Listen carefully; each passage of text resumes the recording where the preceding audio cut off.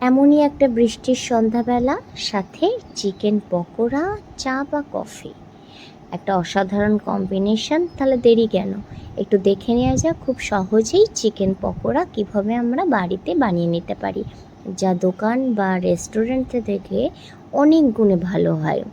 প্রথমেই ভালো করে চিকেনটাকে ধুয়ে নিয়ে তার মধ্যে একে একে আদা, রসুন, লঙ্কা কুচি দিয়ে দিলাম ও সামান্য পাতিলেবুর রস এবং গন্ধরাজ লেবুর জিস্ট অর্থাৎ গায়ের খোসাটা একটু কুড়ে নিয়ে দিয়ে দিলাম, এতে গন্ধটা সুন্দর আসে।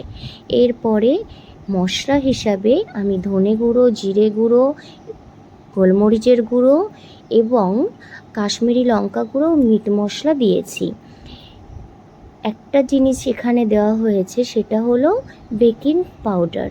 এটা অপশনাল, তোমরা চাইলে নাও দিতে পারো। দিয়ে এবার ভালো করে এটাকে ম্যারিনেট করে রাখা হলো।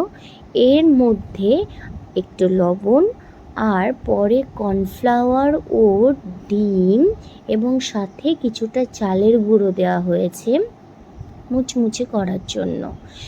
এবার ভালো করে এটাকে ম্যারিনেট করে ফ্রিজে কিছুক্ষণ রেখে দিলাম। তারপরে বের করে নিয়ে ওটাকে কড়াইতে গরম করা তেলের মধ্যে একে একে ছেড়ে দিলাম এবং মিডিয়াম আঁচে ঢাকা দিয়ে পকোড়াগুলোকে ভেজে নিলাম।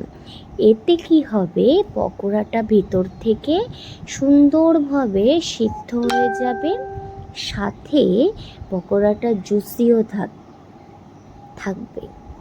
তাহলে আর দেরি কেন, এবার বাকিগুলোও সেরে ফেলি। বাকিগুলো একে একে সুন্দর করে গোল্ডেন ব্রাউন কালার করে ভেজে নিলাম। এবার পালা হলো সার্ভিংয়ের।